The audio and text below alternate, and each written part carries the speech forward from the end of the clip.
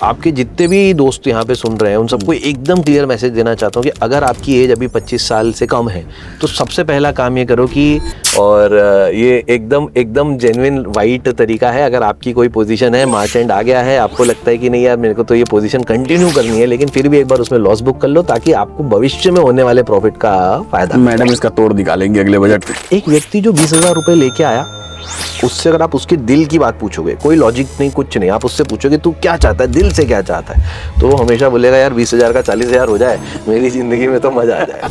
हमारी कंपनी ने एक सैटेलाइट भेजा है आसमान में जो ये पता कर रहा है कि इस समय धरती में कितना क्रूड ऑयल बचा है और ये सैटेलाइट जो मंडे को लौट के आने वाला है। अगर आप उससे पहले हमसे क्रूड ऑयल का पैक ले लेंगे तो ये 5,000 का है, लेकिन अगर मंडे के बाद लेंगे तो 25,000 का पड़ेगा। मुझे किसी कंपनी में पंप एंड डंप करना, देखिए मैं डेविल्स एडवोकेट के रूप में काम कर रहा हूँ, मैं ऐसे बता रहा हूँ कि मैं बदमाशी करने की सोच रहा हूँ तो मैं कैसे उसको स्ट्रक्चर करूंगा। सभी को नमस्कार है, सभी को अभिनंदन है। कैसे हैं सभी लोग? उम्मीद करते हैं सभी लोग अच्छे हैं और जीवन का आनंद ले रहे हैं। पॉडकास्ट में आज हमारे साथ हैं सीए सुमित मोंगिया सर। तो मोंगिया सर, आपका बेहद बेहद स्वागत है। Thank you. और बढ़िया जच रहे हैं आज आप। 26 सालों के एक्सपीरियंस से ही शुरू करते हैं। कैसे 2000 में ये शुरुआत हुई, फिर आप 2005 में सीए बन गए जी। अच्छा, जब आपने शुरुआत की रही होगी तो उस समय अमेरिकन ऑप्शन चला करते थे। जी, अमेरिकन ऑप्शन और बाद में वो यूरोपियन कन्वर्ट हुआ। तो क्या डिफरेंस होता है अमेरिकन और यूरोपियन ऑप्शन? देखिए, सबसे पहले तो आपके व्यूअर्स को मैं बताना चाहूंगा, अमेरिकन यूरोपियन समझने के लिए सीई और पीई पढ़ते हैं हम लोग, राइट? तो सीई का मतलब होता है कॉल यूरोपियन, पीई का मतलब होता है पुट यूरोपियन, ठीक है?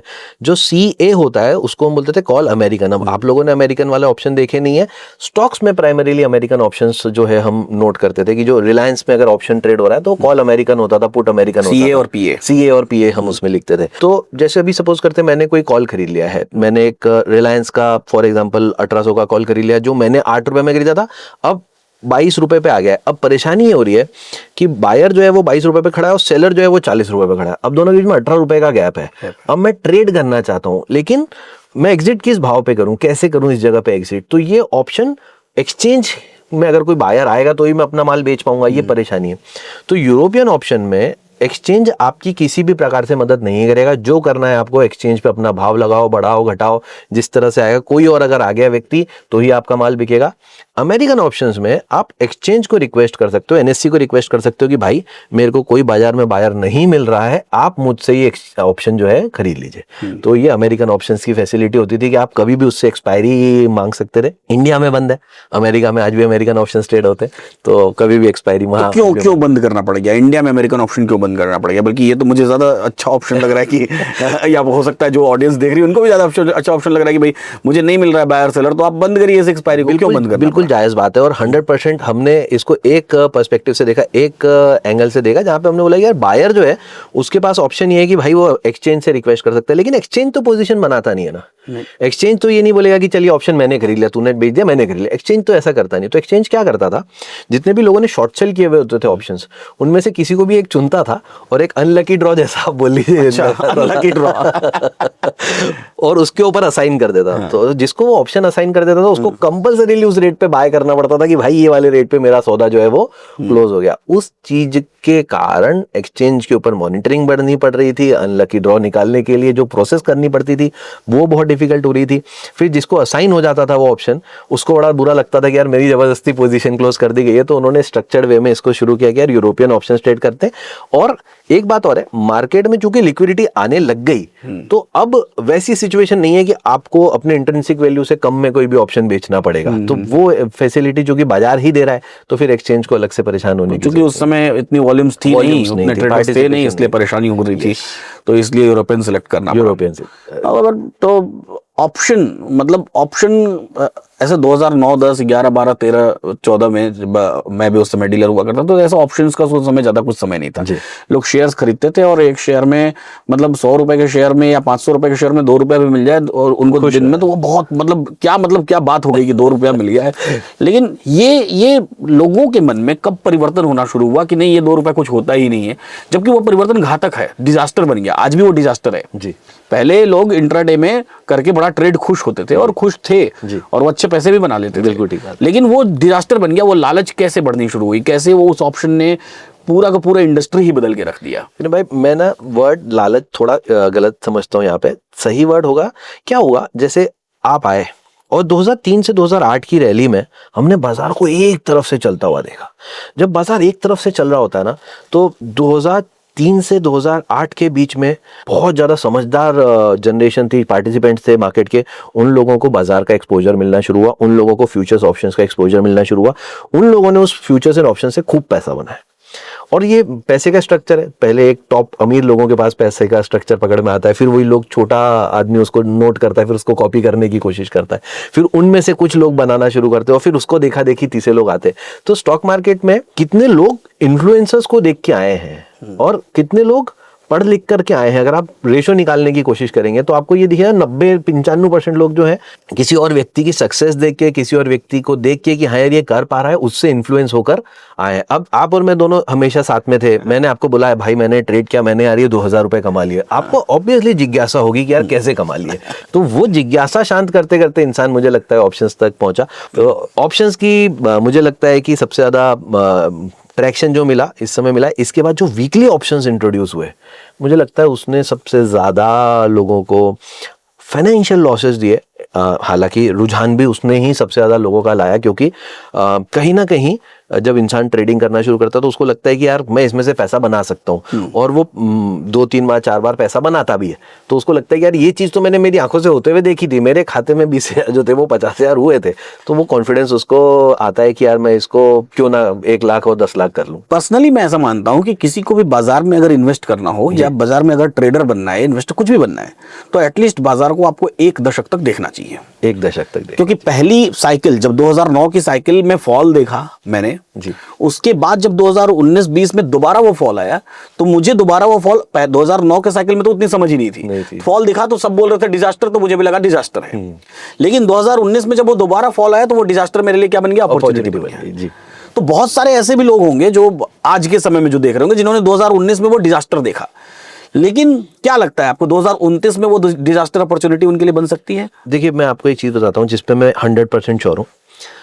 जो बाजार इस समय चल रहा है, ये बाजार ऐसा लंबा नहीं चल पाएगा। बाजार में एक जोरदार तेजी आनी है, और जिन लोगों को वो तेजी का मजा लेना आता है, जो उस तेजी को राइड करना आता है। देखिए कुछ लोग तो इसमें से ऐसे होंगे, जब बाजार चलेगा वो थोड़ा सा पैसा कमाएंगे, फिर बाहर आ जाएंगे, फिर बोलेंगे अरे यार मेरा शेयर मैंने 700 पे खरीदा था, 900 पे बेच दिया, अब वो 12,000 चला गया, 1400 चला गया। और कुछ लोग ऐसे होंगे जिनको पता है कि यार ये तेजी मुझे पूरी राइड करनी है। तो मैं ऐसा बोलना चाहता हूं कि मार्केट साइकिल्स में चलता है, जैसा आपने सही पॉइंट आउट किया। अगर व्यक्ति साइकिल पकड़ लेके है, ये वाली साइकिल है, ये वाला घोड़ा अब ये दौड़ेगा, उस घोड़े को राइड करना है मुझे, तो जैसी वो साइकिल आएगी मुझे लगता है कि वो बहुत अच्छा रिजल्ट देके जाएगी उन लोगों को जिनको पता है कि यार ये साइकिल लंबी चलने वाली है। तो yes of course there is a very good up move coming, और मेरे को लगता है कि वो लोड हो रही है। उससे पहले इंसान के दिल में पैनिक आता है, जो कि आप देख ही रहे हो, लोग धीरे धीरे स्टॉक मार्केट से दूर हो रहे हैं, डर रहे हैं कि यार अब नहीं करना है, कुछ हो तो रहा नहीं है। इनफैक्ट आप देखोगे तो पब्लिक को ऐसा लगने लगा है कि यार इससे थोड़ा दूर ही ठीक है, पैसा तो बन नहीं रहा है। और जब वो माहौल उसकी चरम पे होता है, पीक पे होता है, उसके बाद से बाजार वापस दौड़ लगाना शुरू करता है, फिर खींच करके लेके आएगा नए लोगों को, फिर फिल्टर होंगे, फिर कुछ लोग बचेंगे, और जो बचेंगे वो उस रैली को राइड करेंगे। बिल्कुल। तो 2 नजरिया होता है बाजार का जी, बड़ा इंटरेस्टिंग नजरिया मैं बता रहा हूँ। एक नजरिया, मैं एज अ ट्रेडर बाजार में, और मेरी ख्वाहिश है कि मैं कुछ पैसे बाजार से बना लूँ जी। हजारों लाखों करोड़ों का बाजार है, बहुत सारा ट्रेड कर रहा है, कितने बड़े बड़े इन्वेस्टर्स हैं, कितने बड़े बड़े ट्रेडर्स हैं, उसमें मैं 10, 20, 25, 50 हजार रुपए, लाख रुपए लेकर के आया, और मैंने ये नजरिया बनाया कि भाई मुझे इसमें थोड़ा पैसा बना लेना है जी। एक दूसरा नजरिया, इसके ठीक अपोजिट बात करते हैं। उस ये पूरा जो चकाचौंध है, इन्फ्लुएंसर की दुनिया, ये वो, उसके उसके और ऊपर परे बात करते हैं। एक नजरिया बाजार में ऐसा है कि वो 1000, 2000 करोड़, 5000 करोड़, 1 लाख करोड़ लेके बैठे हुए हैं जी, और उनको बाजार से पैसा खींचना है जी। चाहे वो उनसे इस बात से कोई लेना देना नहीं, कोई 10,000 रुपए लेकर के अपनी ख्वाहिशें लेकर के आ रहा है, या कोई 50,000 रुपए लेकर के अपनी ख्वाहिशें लेकर के आ रहा है। किसी ने हो सकता है कि पिताजी ने पैसा दिया कि ये पैसा रखे रहो, और जमीन खरीदेंगे 6 महीने बाद, उसको लगा कि लड़के को 22 साल के कि यार थोड़ा सा लगा देते हैं मार्केट में, अब वो 5 लाख रुपए चला ही गया, डूब गया, तो उसको उससे मतलब नहीं है। तो उस वाले दुनिया के बारे में कुछ बताना चाहेंगे? ये बहुत ही डीप आप पहुंच गए हैं विनय भाई इस बात को करते हुए। मैं सबसे पहले ये बताना चाहता हूँ, मैं इसका जवाब क्यों दे सकता हूँ, मैं उसको जवाब देना चाहूंगा। तो भाई मैंने लाख करोड़ रुपए कभी मैनेज नहीं किया, ठीक है, लेकिन मैंने म्यूचुअल फंड्स को मैनेज करते हुए देखा है। आज म्यूचुअल फंड 87 लाख करोड़ की इंडस्ट्री है, मैंने उनको काम करते हुए देखा है। और जब वो काम करते हैं, इक्विटी में काम करते हैं, उनका इक्विटी में काम करने का तरीका इतना शानदार, इतना सुंदर, और मैं उसको कई बार कोशिश करता हूँ लोगों के साथ शेयर करूं एक एग्जाम्पल के थ्रू, कि सपोज करते हैं आपके पास 20 करोड़ रुपए इस महीने आ गए। आपने सोचा यार 20 करोड़ रुपए आ गए, एक काम करते हैं इस 20 करोड़ रुपए को कहीं निवेश कर देते हैं। तो आपने 5-7 चीजें सोची, जिसमें आपने सोचा कि यार एक काम करता हूँ, कुछ जमीन खरीद लेता हूँ, कुछ स्टॉक्स खरीद लेता हूँ, एफडी करा लेता हूँ, म्यूचुअल फंड कर लेता हूँ, और आपने ऐसे पैसे जो है लगाने का मन बनाया। इस बीच में एक ब्रोकर आया विनय भाई के पास, उन्होंने बोला यार विनय जी मेरे पास एक 8 करोड़ की जमीन है, और मुझे लगता है कि आने वाले समय में अच्छी चलेगी। आपने बोला चलो यार दिखा ला। आपने देखा, आपको ठीक लगी, आपने 8 करोड़ इन्वेस्ट कर दिया। अब आपने इन्वेस्ट कर दिया, आप खुश हो कि चल यार अच्छा पैसा लगा दिया मैंने 20 करोड़ में से, और 2-4 करोड़ अपन ने खाली अपने खर्चे के हिसाब से रख ली कि नई गाड़ी आएगी, घूमने जाएंगे। अगले महीने फिर से 20 करोड़ रुपए है। अब आप क्या करेंगे? अब आपने बोला यार फिर से निवेश करना पड़ेगा, रख तो सकते नहीं। फिर इस 20 करोड़ को हमने क्या किया, लगाने की कोशिश करी कि यार यहाँ लगाते हैं, यहाँ लगाते हैं। फिर से कहाँ लगाएंगे? फिर कुछ जमीन में लगाते हैं, कुछ सोने में लगाते हैं, कुछ म्यूचुअल फंड में लगा देते हैं। अब अगले महीने, तीसरे महीने फिर से 20 करोड़ रुपए है। अब आपके लिए धीरे धीरे ये काम जो है, ये काम अब शौक से ज्यादा, इन्वेस्टमेंट से ज्यादा एक ड्यूटी है कि भाई ये पैसा समय सही से लगना चाहिए। इस बीच में वो ब्रोकर वापस लौट के आया आपके पास, बोलता है विनय जी वो जो 8 करोड़ की जमीन आपने मुझसे खरीदी थी, ये 8 करोड़ की जमीन बढ़ के 10 करोड़ की हो गई है, बेचना चाहते हैं क्या? 99% आपका जवाब क्या होगा? अभी नहीं बेचेंगे। अभी नहीं बेचेंगे। क्यों नहीं बेचेंगे? बोले अभी तो चलना जरूरी है यार, अब 10 की 20 होगी तब सोचेंगे। दूसरा कारण ये कि मेरे पास इतना पैसा है, उसको भी तो लगाना है। हाँ। कहाँ लगाऊंगा? वही जमीन, वही शेयर, वही। तो अब ये क्या करते हैं, म्यूचुअल फंड एक ऐसी कंपनी ढूंढते हैं जिसमें इनको विश्वास है कि ये कंपनी तो चलेगी ही चलेगी, और उसमें लगाना शुरू करते हैं। पहला पैसा लगाते हैं, और जैसे हम लोग शेयर बाजार में कैसे करते हैं, रिटेल इन्वेस्टर आता है, बोले लगा दिया, भाव बढ़ गए बेच दो। ये तो बोलते भाव बढ़ गए और खरीदो, गिर गए और खरीदो, क्योंकि पैसे का इनफ्लो इतना तेज है कि इनको लेते चले जाना है। तो इक्विटी मार्केट में तो इनका सिस्टम बहुत अच्छा है। इनकी पूरी मेहनत सिर्फ इस एक चीज पे होती है कि मैं शेयर कैसे चुन लूं। तो एक बार वो कंपनी अगर चुन ली गई तो बस अब उसके साथ जुड़े रहना है। तो ये आपके जो रिटेल इन्वेस्टर, इक्विटी मार्केट वाले लोग हैं, उनके लिए बहुत अच्छा आइडिया हो सकता है। अगर उन्होंने किसी भी म्यूचुअल फंड में नया पैसा लगाते हुए देख लिया, तो मान लो अब म्यूचुअल फंड इसके पीछे हाथ धो के पड़ जाने वाले हैं और आप इसमें पैसा लगा सकते हो। तो ये सबसे आसान तरीका है। अब इसी को एडवांस करते हैं, फ्यूचर्स एंड ऑप्शंस पे लेके आते हैं। तो म्यूचुअल फंड्स को, पोर्टफोलियो मैनेजर्स को फ्यूचर्स एंड ऑप्शंस में ट्रेड करना बिल्कुल ना के बराबर अलाउड है। हेज के अलावा कुछ नहीं कर सकते। लेकिन ऑल्टरनेटिव इन्वेस्टमेंट फंड जो है, या जो अभी एक नया प्रोडक्ट आया है SIF का, सिस्टमेटिक इन्वेस्टमेंट फंड, इन लोगों को अलाउड है फ्यूचर्स एंड ऑप्शंस में ट्रेड करना। अब ये लोग बैठे 1000 करोड़, 500 करोड़, लाख करोड़ रुपए लेके, इनको इस पैसे को मैनेज करना है। ठीक है, तो एक व्यक्ति जो 20,000 रुपए लेके आया, उससे अगर आप उसके दिल की बात पूछोगे, कोई लॉजिक नहीं, कुछ नहीं, आप उससे पूछोगे तू क्या चाहता है, दिल से क्या चाहता है, तो वो हमेशा बोलेगा यार 20,000 का 40,000 हो जाए, मेरी जिंदगी में तो मजा आ जाए। लेकिन कोई व्यक्ति जो 20,000 करोड़ लेके आया, 2,000 करोड़ लेके आया, उससे कभी आप पूछोगे तू क्या चाहता है, वो कभी 2,000 करोड़ का 4,000 करोड़ बोलता हुआ मिलेगा ही नहीं। वो हमेशा ये बोलता हुआ मिलेगा, भाई साहब मेरे को 3% मिल सकता है क्या इस पे? क्यों? क्योंकि उसको पता है 2,000 करोड़ का 4,000 करोड़ हो ही नहीं सकता है। उसमें 3% कमा लिया मैं, तो उसी में ही बहुत खुश हूं। तो वो जो सिस्टमेटिक अपग्रेडेशन है, वो समय के साथ ही इंसान सीख सकता है। और विनय भाई, जैसे आपने बोला 10 साल का अनुभव किसी व्यक्ति को होना चाहिए, तो मैं मानता हूँ कम से कम 200 घंटे उसको मार्केट के साथ बिताना चाहिए। अब वो 200 घंटे वो 3 महीने में बिता ले, 6 महीने में बिता ले, साल भर में बिता ले, या 10 साल लगा बिताने में, तो जितना ज्यादा टाइम वो बाजार के साथ बिताएगा, उतनी उसकी प्रोबेबिलिटी जो है बढ़ती जाएगी। अभी आपने बोला कि म्यूचुअल फंड कंपनीज एक पर्टिकुलर कंपनी को पकड़ती हैं, या मल्टीपल ऐसी कई सारी कंपनीज को पकड़ती हैं और उसमें कंटिन्यूअसली इन्वेस्ट करती चली जाती हैं। जी, ऐसा तो हो नहीं सकता कि म्यूचुअल फंड कंपनी जिस कंपनी को पकड़ रही है वो कंपनी सब कुछ सही कर रही है, कितना भी कर लें। जैसे अभी रिसेंट एग्जांपल राजेश एक्सपोर्ट्स का है ना, तो ऐसे केस में कई बार ये कंपनीज, जैसे अभी कंटिन्यूअसली कॉन्फ्लिक्ट और न्यूज़ आ रही है कि LIC उससे निकलने वाली है बाहर, या राजेश एक्सपोर्ट्स कहता है कि निकले चाहे ना निकले, वो LIC की बात है। और सेबी ने राजेश एक्सपोर्ट्स से ही पूछ लिया कि बताओ LIC कब इन्वेस्टेड हुई तुम्हारे यहाँ, तो उसने कहा कि वो तो रिटेल मार्केट से इन्वेस्टेड हुए हैं, तो हमको नहीं पता कि कैसे इन्वेस्ट हुए, ये सारी बातें। लेकिन ऐसे केस में असली नुकसान तो पब्लिक का हुआ। जी, मान लीजिए कोई बंदा जो राजेश एक्सपोर्ट्स में पैसा लगा के बैठा हुआ है, 120 रुपए का शेयर 90 रुपए आ गया, है ना, और वो भी फ्रीज हुआ पड़ा है, वो भी उसको बेच नहीं सकता। तो ऐसा कोई भी जब कॉन्फ्लिक्ट होता है या होने वाला है, तो इसमें जो पब्लिक लॉस झेलती है, यानी कि मैंने अगर सपोज करिए राजेश एक्सपोर्ट्स के शेयर खरीद रखे हैं, 100 रुपए से ही खरीद रखे हैं, तो मेरा 100 रुपए का शेयर तो इस न्यूज के कारण 90 रुपए आ गया जी। और ये न्यूज आई क्यों? क्योंकि ये न्यूज पर इन्वेस्टिगेशन हुआ, सेबी ने ये इन्वेस्टिगेशन करके खुलासा किया कि भाई ऐसा नहीं, ऐसा हो रहा है जी। और वो नियमों में सेबी के हिसाब से और नियमों में अकाउंट्स के हिसाब से हो सकता है, गलत हो सकता है जी। वो कोई चोरी का धंधा तो कर नहीं रहे हैं, या पता नहीं कर रहे हैं कि नहीं कर रहे हैं, वो तो बाद में पता चलेगा। लेकिन जब पता चलेगा तब तक तो बहुत लेट हो चुका रहेगा। मेरा 100 रुपए का शेयर हो सकता है 5 रुपए आ चुका रहेगा।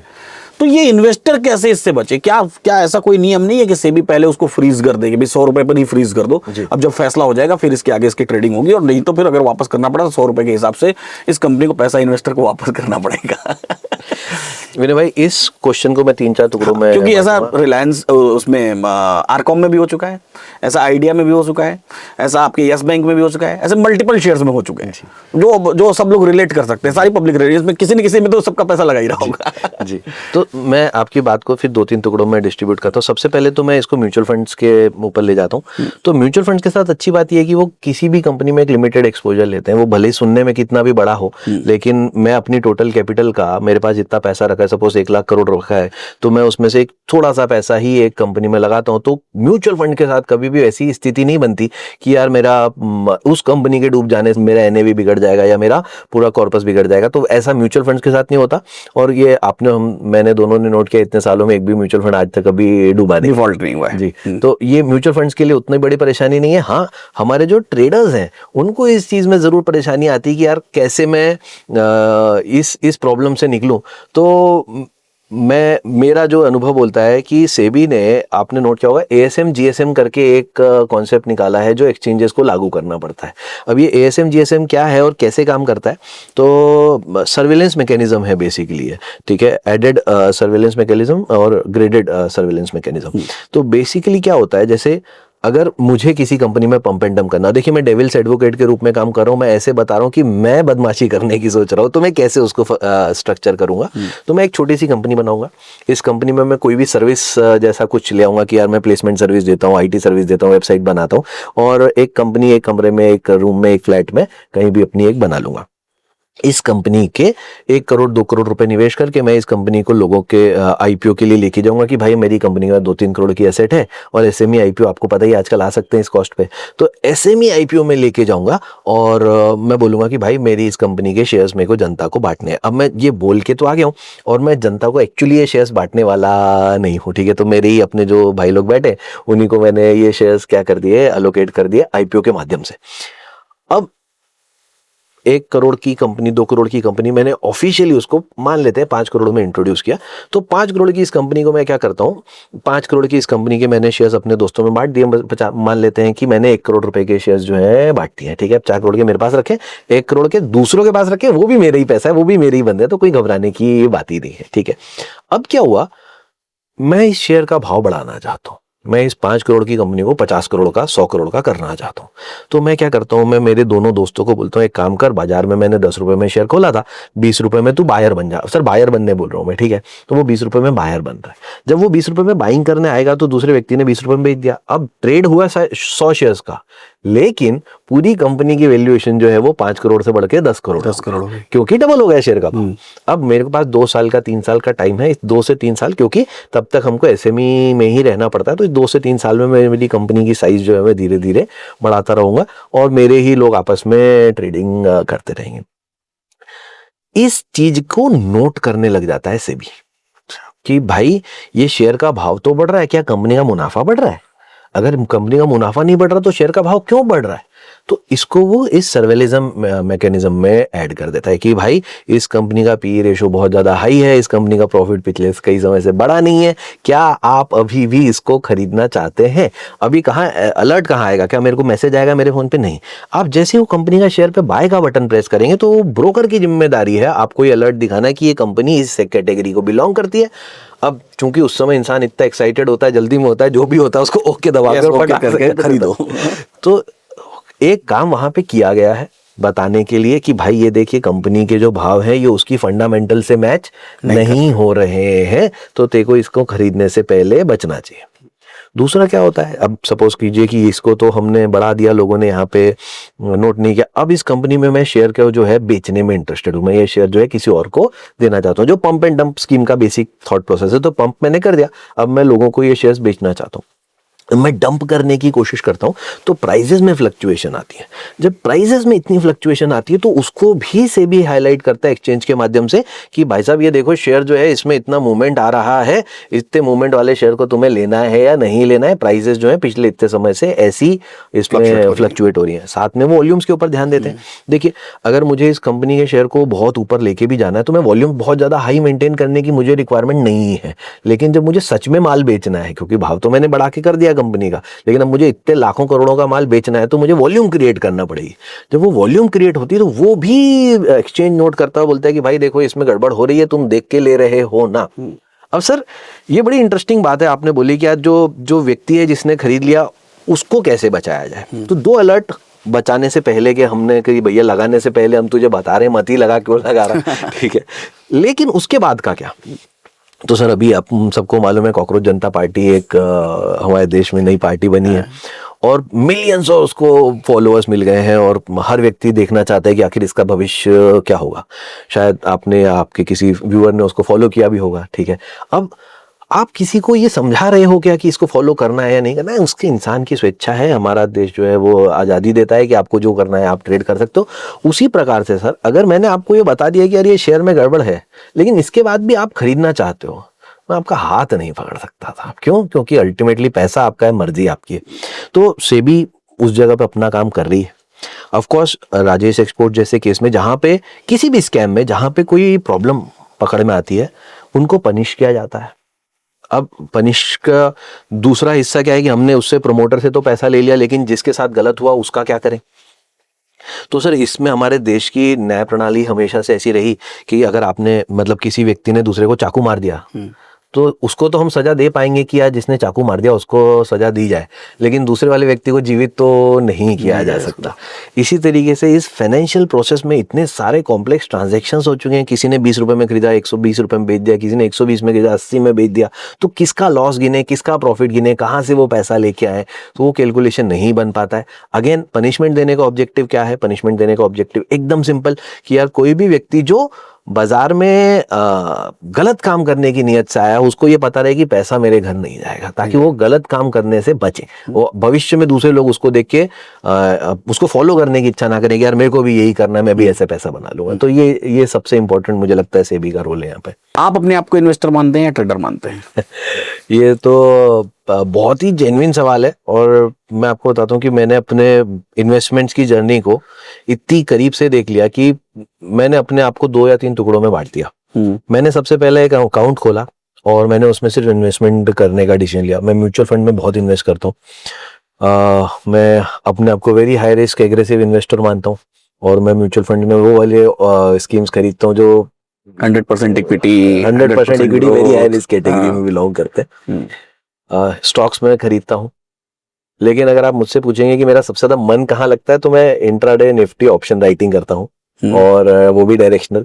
तो आज के दिन में अगर मुझे बाजार तेज लग रहा है तो मैं पुट बेच के उसको हेज करके और ट्रेड करने में इंटरेस्टेड हूँ। मार्केट का अगर सबसे बड़ा रिटर्न है तो वो मुझे हमेशा ये इंट्राडे ऑप्शन राइटिंग से ही मिलता है। तो बची हुई चीजें जैसी है कि आपने खरीद लिया, आप बेचने में बहुत इंटरेस्टेड नहीं हो, आप बेचते कौन से वाले स्टॉक्स को हो जो आपको दिखता है कि यार LTCG या STCG का एडजस्टमेंट कर सकते हैं। जैसे अब आपके व्यूअर्स के लिए मैं एक्सप्लेन कर देता हूँ एक बार कि सपोज करते हैं मैंने साल के शुरू में कोई शेयर खरीदे जो पहले से नीचे आ गए।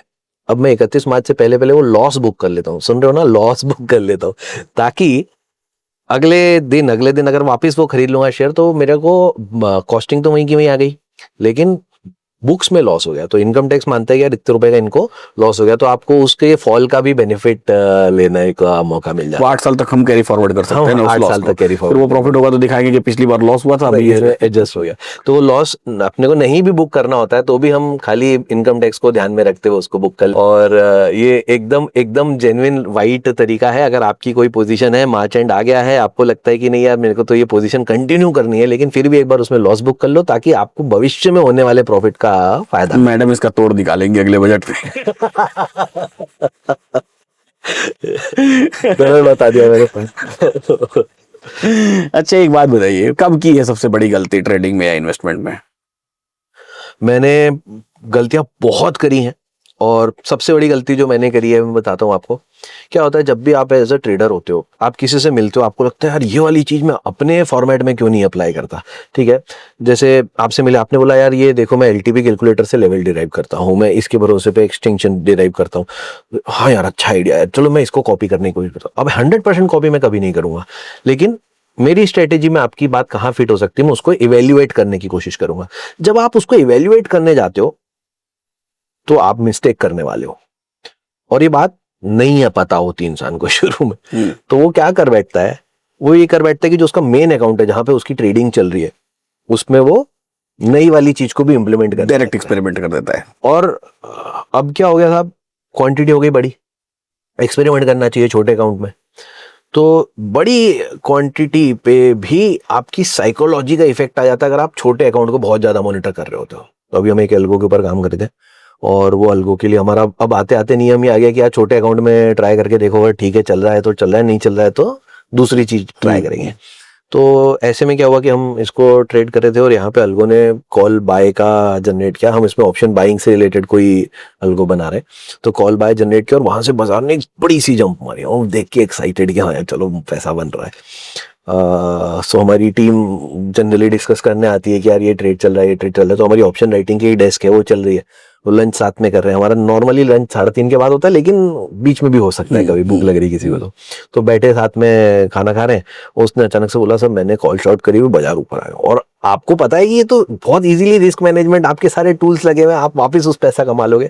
लेकिन चूंकि अल्गो ने उस समय बाय दिया हुआ और वो अच्छा पैसा कमा के दे रहा है अल्गो पिछले 5-7 दिन से, तो आप एक्साइटेड हो गए, बोले नहीं यार ये तो पैसा यहाँ पे बाजार तो तेजी वो वाले लग रहा है। फेज में ये ट्रैप हो गए जो रेगुलर वाले हैं। यस, और उसमें उन्होंने लगा यार बहुत तेजी लग रही है तो बाजार भग जाएगा।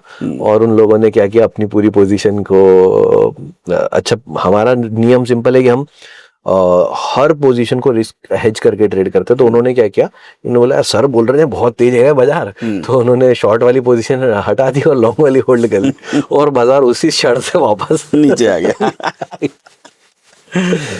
जो व्यवस्थित लॉस हुआ उसमें, उस एक ट्रेड के लॉस ने हमारे पूरे महीने को खराब किया। और फिर हमने हमारा पूरा बचा हुआ मंथ खाली उस लॉस को रिकवर करने में गया। वो लॉस हमको कभी नहीं होता, उतना बड़ा तो हमारा कभी हुआ ही नहीं, लेकिन चूंकि हमने थोड़ा क्या बोलेंगे एक्सपेरिमेंट वाली चीज को बड़ी क्वांटिटी पे एक साथ इंप्लीमेंट कर दिया तो अच्छा वाला लॉस हुआ। ऐसे लॉसेस की अनलिमिटेड स्टोरीज हैं, कितने लॉसेस हुए हैं कितनी तरीके से सीखने में। लेकिन अच्छी बात यह है कि God has been very kind. बाजार की तेजी पकड़ने आती है, तो जब बाजार की तेजी आती है उसको राइड करते हैं तो सारे नुकसान जो होते हैं वो धुल जाते हैं, तो गलतियां माफ हो जाती हैं, प्रॉफिट में आ जाते हैं। तो ऑफ कोर्स, और मैं आपके सारे व्यूअर्स को बोलना चाहता हूँ कि भाई लोगों, अगर बाजार में ट्रेड कर रहे हो, लॉस आपका इंटीग्रल पार्ट है। अगर लॉस नहीं हो रहा है, ऐसा कोई स्ट्रेटेजी किसी के पास नहीं है। अगर आपको 1 साल लॉस हुआ है, कोई घबराने की बात नहीं, अगले साल फिर ट्राई कीजिएगा।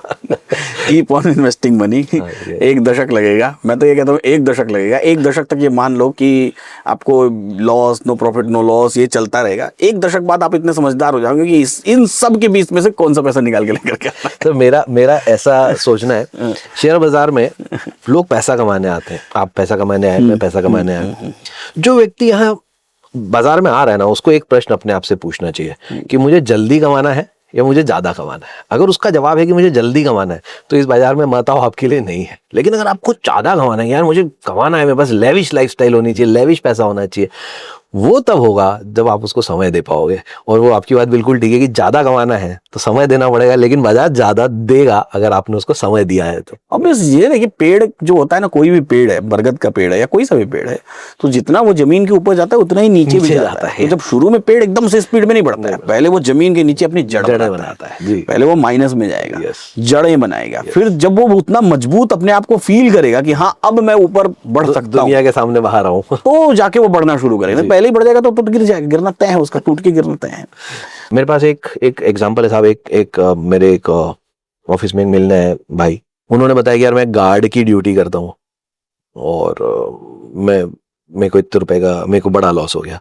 तो आप सुनते हो यार कि यार गार्ड की ड्यूटी करता है, बेचारे को लॉस हो गया, तो आपके मन में एक नंबर ऑटोमेटिक आ जाता है कि 2-5 लाख का लॉस हो गया होगा इसलिए परेशान है। उन्होंने बताया 70 लाख का लॉस हो गया, और सब 70 लाख रुपए का लॉस हो गया। मैंने बोला यार 70 लाख का लॉस हो गया, बड़ा लॉस है? बोला हाँ साहब बड़ा लॉस है। ठीक है, मैंने मुझसे क्या एक्सपेक्टेशन लेके आए? बोले साहब ये मेरा बालक है और ये जो है ये बड़ा शेयर बाजार में इंटरेस्टेड है, तो क्यों ना आप इसको रिसर्च एनालिस्ट बना दें। तो मुझे ये बात समझ में आई कि कम से कम 70 लाख रुपए डुबाने के बाद उसको ये रास्ता तो दिखाई दिया कि यार मैं शेयर बाजार में एज अ ट्रेडर जाने के बजाय रिसर्च एनालिस्ट क्यों ना एंटर करता हूँ। ठीक है, मतलब मैं ये कहना चाहता हूँ कि आपके जितने भी दोस्त यहाँ पे सुन रहे हैं उन सबको एकदम क्लियर मैसेज देना चाहता हूँ कि अगर आपकी एज अभी 25 साल से कम है तो सबसे पहला काम ये करो कि किसी भी बढ़िया ब्रोकिंग फर्म में, किसी बढ़िया रिसर्च फर्म में जाके 3 महीना जॉब कर लो। आपको कहानी के अंदर बैठ के जो समझ में आता है वो बाहर बैठ के कभी समझ अंदर बैठने वाली बात उठ गई है और आप इंदौर से हैं। तो बात चले चलते हैं 2017, 2018, 2016, 2020 क्या कहानी थी वो? कैसा वो एडवाइजरीज का दौर था? क्या चल रहा था? बिल्कुल सही बात है। देखिए मैं मेरा अनुभव शेयर करता हूँ। तो मैं ऑडिट मेरे पास करता था मैं कई फर्म्स के। तो एक बड़ी इंटरेस्टिंग स्टोरी सुनाता हूँ, मुझे लगता है आपके लोगों को मजा आएगा सुनने में। एक सेल्स व्यक्ति की क्वालिटी चेक हो रही थी। तो क्वालिटी चेक का रिपोर्टिंग जो है उनके बॉसेस को हुआ, तो हमने चेक किया वो रिपोर्टिंग क्या थी। तो वो जो सेल्स वाला व्यक्ति अपने क्लाइंट से बात कर रहा है, बोला सर हमारी कंपनी ने एक सैटेलाइट भेजा है आसमान में। हमारी कंपनी ने एक सैटेलाइट भेजा है आसमान में जो ये पता कर रहा है कि इस समय धरती में कितना क्रूड ऑयल बचा है और ये सैटेलाइट जो मंडे को लौट के आने वाला है। अगर आप उससे पहले हमसे क्रूड ऑयल का पैक ले लेंगे तो ये 5,000 का है, लेकिन अगर मंडे के बाद लेंगे तो 25,000 का पड़ेगा आपको। क्रूड ऑयल में एडवाइजरी का, क्रूड ऑयल में एडवाइजरी देना चाहते हैं आपको। क्रूड ऑयल की रिसर्च चाहिए तो मंडे से पहले पहले आप हमें ज्वाइन करिए। अब ये जब मैंने सुना, अरे मैंने बोला यार क्या कर रहा है यार भाई, क्या बोल रहा है। अब इंटरेस्टिंग बात यहाँ नहीं है साहब, इंटरेस्टिंग बात ये है वो क्लाइंट ने ये बात मान भी ली और 5,000 रुपए दे दी। तो किसकी गलती माने और किसको क्या बोले? तो मुझे ऐसा लगता है कि जो अंडरलाइंग थॉट प्रोसेस है जो हम सबको माननी चाहिए वो ये कि भाई आपके पैसे की जिम्मेदारी आपकी अपनी है, प्लीज किसी और की बातों में ना आए और खास तौर से कोशिश करें सेबी रजिस्टर्ड लोगों के साथ काम करें ताकि वो लोग थोड़े समझदार हैं, थोड़े कम ऐसी कहानियां गढ़ते हैं और थोड़े कम सपने दिखाते हैं। तो आपके लिए ज्यादा अच्छा रहेगा अगर इन तरह की चीजों के ऊपर फोकस करेंगे तो जो पढ़े लिखे लोग हैं उनकी तरह। और आसान, बहुत आसान है झूठ बोल के पैसा कमाना, सपने दिखाना कि यार तुम एक 10 लाख दे दो मैं उसको 50 लाख कर दूंगा। ऐसी ही एक और इंसिडेंस है सर, एक बड़ा मार्मिक सा विषय है जो मेरे नॉलेज में आया था कि एक पिता थे, उनको अपनी बेटी की शादी करानी थी, उन्होंने 16.5 लाख रुपए इकट्ठे कर रखे थे और इस सेल्स एम्प्लॉय ने उसको बोल दिया कि आप तो पूरे 16.5 लाख मुझे दे दो और मैं आपको इसके 50 लाख करके दे दूंगा। वो शायद बाप होगा किसी स्थिति में और उसने पैसे इनको दे दिए और इन्होंने उसके बाद वो पैसे कभी वापस नहीं किए। और मैं आज भी सोचता हूँ कि उस बाप ने अपने बेटी की शादी कैसे की होगी। तो दिल कांप उठता है, रूह कांप उठती है कि भाई यार ये कैसी तरह का लोग हैं। तो झूठ बोल के पैसा कमाना शेयर बाजार में बहुत आसान है, मेहनत करके पैसा कमाना, सच बोल के पैसा कमाना बहुत मुश्किल है। और आपको कोशिश करना चाहिए कि यार आप ढूंढें कि ऐसे कौन से लोग हैं जो सच बोल रहे हैं, जो फालतू प्रॉफिट दिखाने पे फोकस नहीं करते, जो आपको लाइफस्टाइल दिखाने पे फोकस नहीं करते, आपको ललचाने की कोशिश नहीं करते। क्योंकि ये जो तरीका है ये सेबी की नज़र से एकदम गलत है कि आप किसी को किसी भी तरीके से लालच दे के अपने साथ जोड़ रहे हो। तो मैं 100% श्योर हूँ कि ये जो समय था ये थैंकफुली इंदौर से खत्म हुआ। आज बहुत सारी बातें हुई, मुंगिया सर के साथ हम लोग बैठे हुए थे, बहुत मजेदार चर्चाएं हुई, बहुत डीप कन्वर्सेशंस हुई मार्केट के बारे में, इनसाइडर ट्रेडिंग्स के बारे में और तरह तरह के बाजार के लूप होल्स के बारे में, कॉन्सेप्ट्स के बारे में, एडवाइजरीज के बारे में, हर तरीके की चर्चाएं हुई। तो उम्मीद करता हूँ आप लोगों को ये वीडियो पसंद आई होगी और सर का चैनल जो है हमने टैग कर दिया है और टाइटल में भी टैग्ड है और डिस्क्रिप्शन बॉक्स में भी टैग्ड है। तो सर के चैनल को सब्सक्राइब करना बिल्कुल मत भूलें, वो भी बहुत सारी बातें बताते रहते हैं। तो कैसी लगी ये वीडियो बताना बिल्कुल मत भूलें और इस वीडियो को लाइक कर दीजिएगा, इन्वेस्टिंग डैडी चैनल को सब्सक्राइब कर दीजिएगा, अपने वैल्यूएबल कमेंट्स लिखना बिल्कुल मत भूलें, वीडियो को शेयर करना बिल्कुल मत भूलें।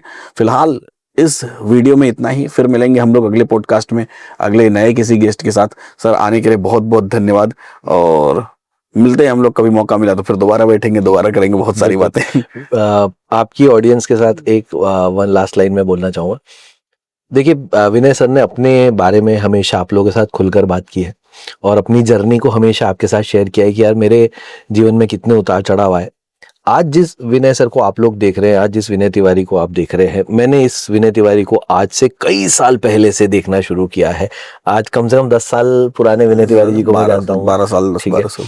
तो वो जो स्ट्रगल उन्होंने अपनी आपके साथ शेयर करी है वो वर्ड बाय वर्ड सच है। मैं तब से इनको देख रहा हूँ, जैसे इन्होंने अपने आप को पूरा इस मुकाम तक पहुंचाया है, स्टेप बाय स्टेप जर्नी तय करी है इन्होंने, वो सारी बात ट्रांसपेरेंटली आपके साथ रखी है।